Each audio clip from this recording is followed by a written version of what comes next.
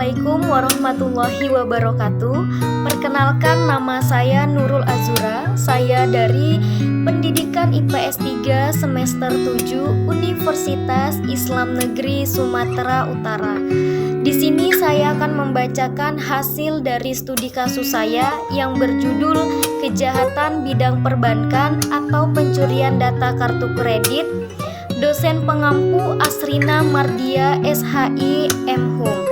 Baiklah, saya akan membacakan bab 1 pendahuluan, yaitu latar belakang. Kejahatan perbankan lahir dan tumbuh seiring dengan kemajuan ilmu pengetahuan dan teknologi yang dicapai oleh manusia. Kejahatan tersebut termasuk dalam kategori kejahatan kelas elit. Dikatakan elit karena tidak semua orang yang dapat melakukannya. Kejahatan kelas elit ini tidak membutuhkan tenaga fisik yang banyak. Kemampuan pikir merupakan faktor yang penting untuk mencapai hasil yang berlipat ganda. Semakin maju dan berkembang peradaban, umat manusia akan semakin mewarnai bentuk dan corak kejahatan yang akan muncul di permukaan. Contoh dalam transaksi perbankan yang menggunakan sarana internet sebagai basis transaksi adalah sistem layanan kartu kredit dan layanan perbankan online. Dalam sistem layanan yang pertama, yang perlu diwaspadai adalah tindak kejahatan yang dikenal dengan istilah carding. Prosesnya adalah pelaku carding memperoleh data kartu kredit korban secara tidak sah atau illegal interception dan kemudian menggunakan kartu kredit tersebut untuk berbelanja. Nah, selanjutnya yaitu ada bab 2, yaitu landasan teori. Nah, kejahatan adalah suatu perbuatan tingkah laku yang bertentangan dengan undang-undang. Dilihat dari sudut pandang sosiologis, pengertian kejahatan adalah perbuatan atau tingkah laku yang selain merugikan si penderita, juga sangat merugikan masyarakat, yaitu berupa hilangnya keseimbangan, ketentraman, dan juga ketertiban. Bank menurut Undang-Undang Republik Indonesia Nomor 10 Tahun 1998, badan usaha yang menghimpun dana dari masyarakat dalam bentuk simpanan dan menyalurkannya kepada masyarakat dalam bentuk kredit dan atau bentuk-bentuk lainnya dalam rangka meningkatkan taraf hidup rakyat banyak. Nah, perbankan sendiri definisinya adalah kepercayaan baik dalam menghimpun dana maupun penyaluran dana. Masyarakat mau menitipkan dananya di bank apabila dilandasi unsur kepercayaan. Nah, selanjutnya terdapat 2 istilah kejahatan perbankan yang sering kali dipakai secara bergantian walaupun maksud dan ruang lingkup bisa berbeda. Yang pertama adalah tindak pidana perbankan dan kedua tindak pidana di bidang perbankan. Tindak pidana perbankan mengandung pengertian tindak pidana itu semata-mata dilakukan oleh bank atau orang bank, sedangkan tindak pidana di bidang perbankan tampaknya lebih netral dan lebih luas karena dapat mencakup tindak pidana yang dilakukan oleh orang di luar dan di dalam bank. Selanjutnya saya akan menjelaskan bab 3 mengenai pembahasan. Kejahatan di bidang perbankan adalah kejahatan apapun yang menyangkut perbankan. Misalnya, seseorang merampok bank adalah kejahatan di bidang perbankan. Begitu pula pengalihan rekening secara tidak sah adalah kejahatan di bidang perbankan.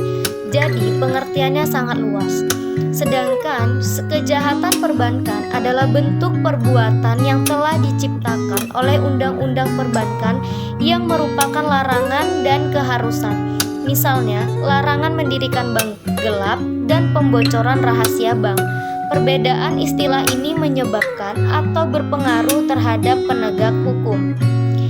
Kejahatan perbankan akan ditindak melalui ketentuan pidana yang diatur dalam undang-undang perbankan. Sedangkan kejahatan di bidang perbankan ditindak melalui undang-undang di luar undang-undang perbankan itu sendiri. Pertama adalah tindak pidana perbankan dan kedua tindak pidana di bidang perbankan. tindak pidana perbankan mengandung pengertian tindak pidana itu semata-mata dilakukan oleh bank atau orang bank.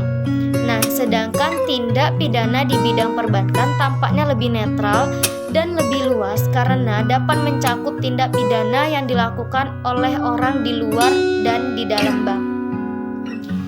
Selanjutnya, perlindungan korban kejahatan ekonomi di bidang perbankan. Mengingat perbankan adalah institusi kepercayaan, maka fungsi pengawas yang ada di semua bank adalah mengembangkan mekanisme perlindungan nasabah bank. Inilah yang kurang dalam sistem perbankan di Indonesia. Kasus di Indonesia, sistem perlindungan nasabah masih belum terlembagakan dengan baik, sehingga penegakannya menjadi lemah. Karena itu, pengkajian kembali terhadap peraturan perundangan yang ada masih perlu terus dilakukan. Selanjutnya, pengkajian terhadap asas dan teori-teori hukum pidana yang selalu berkembang, yaitu Undang-Undang Nomor 13 Tahun 2006 tentang perlindungan saksi dan korban adalah undang-undang yang memberikan payung hukum terhadap saksi dan korban. Pada pasal 1 ayat 2 Undang-Undang 13 tahun 2006 sebagaimana yang dimaksud dengan korban adalah seseorang yang mengalami penderitaan fisik, mental, dan atau kerugian ekonomi yang diakibatkan oleh suatu tindak pidana. Dari pengertian korban tersebut jelas bahwa korban kejahatan ekonomi di bidang perbankan juga dapat dilindungi oleh Undang-Undang Nomor 13 Tahun 2006. Hal tersebut berkaitan dengan kerugian ekonomi. Inilah hasil dari bab 3 yaitu pembahasan. Selanjutnya kita memasuki bab 4 yaitu penutup. Nah, adapun kesimpulan pada studi kasus saya yaitu kejahatan di bidang perbankan adalah kejahatan apapun yang menyangkut perbankan.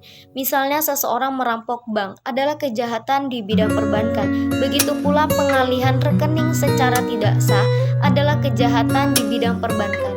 Jadi pengertiannya sangat luas. Nah, hanya ini sajalah yang hasil studi kasus saya.